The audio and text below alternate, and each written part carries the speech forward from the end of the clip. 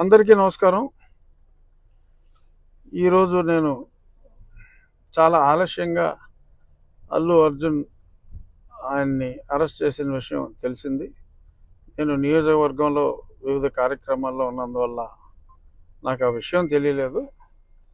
అది చూసిన తర్వాత అరెస్ట్ చాలా బాధ అనిపించింది. ఇంతకంటే అన్యాయం ఇంకొకటి ఉండదు. ఎందుకంటే అతను నటుడు, అతను సినిమా నిర్మాత కాదు. తన యూనిట్ అక్కడ షో వేస్తున్నాం, బెనిఫిట్ షో అంటే ఈ ప్రభుత్వం ఇచ్చిన బెనిఫిట్ షో, తెలంగాణ ప్రభుత్వం ఇచ్చిన బెనిఫిట్ షో. ఆ బెనిఫిట్ షోకి తన నిర్మాతలు తనని ఆహ్వానిస్తే అల్లు అర్జున్ని, అతను అక్కడికి వెళ్ళినప్పుడు సూపర్ స్టార్గా ప్రస్తుతం అల్లు అర్జున్ గత పుష్ప 1 తర్వాత పాన్ ఇండియా స్టార్ ప్రభాస్ లాగా అతను కూడా పాన్ ఇండియా సూపర్ స్టార్ అయ్యాడు. దానికి తగ్గట్టే ఫ్యాన్ బేస్ ఉంటుంది. మరి అటువంటి ఫ్యాన్ బేస్ ఉన్న వ్యక్తి అక్కడికి వెళ్తున్నప్పుడు యాక్సిడెంట్ ఈజ్ అన్ యాక్సిడెంట్. అది అందుకే యాక్సిడెంట్ అంటారు దాన్ని. So incident is different, accident is different. మరి అలాగా తొక్కిసలాట్లో అంటే అర్జున్ గురించో లేకపోతే సినిమా చూడటం గురించో వచ్చిన ఆ తొక్కిసలాట్లో ఒక వ్యక్తి మరణించడం చాలా బాధాకరం. సో దానికి కూడా వాళ్ళు స్పందించి ఇమీడియట్గా ఒక నష్టపరిహారం, ప్రాణం విలువ అపారం అయినప్పటికీ యాక్సిడెంట్లో చనిపోతారు. యాక్సిడెంట్లో అది బాధాకరం అయినప్పటికీ కూడా దానికి ఒక వ్యక్తిని యాక్సిడెంట్కి బాధ్యుల్ని చేయటం, సంబంధం లేని వ్యక్తిని. ఎందుకంటే ఒక హీరో అతన్ని పిలిచినప్పుడు ఆ హీరో ఏదైనా నీకు పోలీస్ అప్రూవల్ ఉందా, పోలీసు వాళ్ళు పర్మిషన్ ఇచ్చారా? ప్రభుత్వం పర్మిషన్ ఇచ్చిన షో అది. 1000 రూపాయలు కలెక్ట్ చేసుకోండి, షో వేసుకోండి అని చెప్పి ప్రభుత్వం ఇచ్చిన వెసులుబాటు. సో ఈ పర్మిషన్ కూడా ఉంటుంది అని అర్జునే కాదు ఎవరైనా అనుకుంటారు అక్కడికి వెళ్ళేటప్పుడు. సో మరి దానికి ఈ రకంగా మరి ఇప్పుడు ఆ జరిగిన సంఘటనకి అర్జున్నే బాధ్యుల్ని చేయటం, అర్జున్ని అరెస్ట్ చేసి మరి వాళ్ళ శుక్రవారం నాడు మరి అదే మోడస్ ఆపరాండే గతంలో నా మీద జగన్మోహన్ రెడ్డి ఎక్కువగా జగన్మోహన్ రెడ్డి అవలంబించిన మోడల్ అది. మరి యాదృచ్ఛికంగా జరిగిందా, శుక్రవారం కావాలనే జరిగిందా, ఏదేమైనా అల్లు అర్జున్ అతన్ని అరెస్ట్ చేయటం అనేది అత్యంత బాధాకరం. మానవ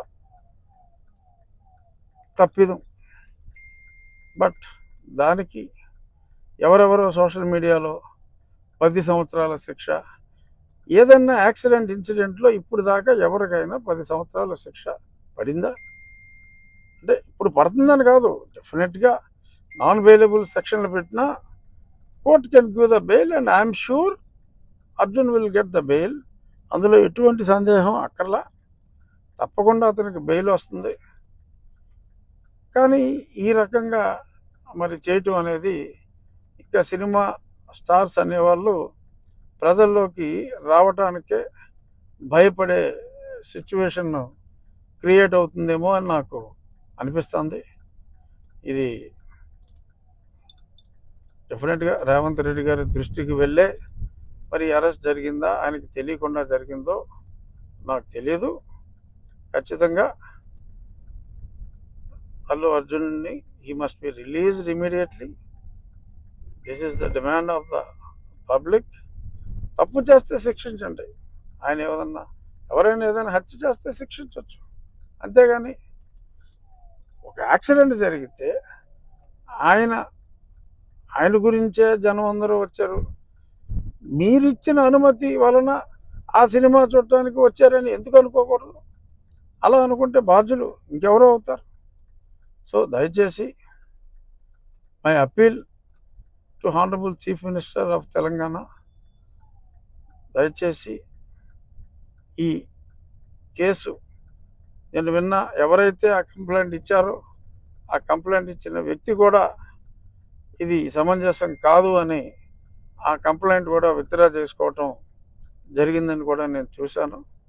సో కాబట్టి విజ్ఞత ప్రదర్శించి ఇటువంటి కేసులో ఇరికిస్తే అది చాలా చెడ్డ మెసేజ్ ఇచ్చే అవకాశం ఉంది. కాబట్టి it might be an anomaly, kindly rectify it అని చెప్పి మనస్ఫూర్తిగా నా మిత్రుడైన రేవంత్ రెడ్డి గారిని మీడియా ముఖంగా నేను రిక్వెస్ట్ చేస్తున్నాను.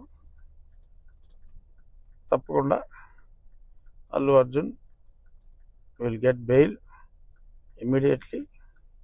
అందులో ఎటువంటి సందేహం అవసరం లేదు. మరి అంత సూపర్ జూపర్ హిట్ ఏదో 1000 కోట్లు దాటిందంటున్నారు. నరఘోష అయి ఉండొచ్చు Arjun. Don't bother, he will come out clean. He will come out hopefully today itself or latest by tomorrow.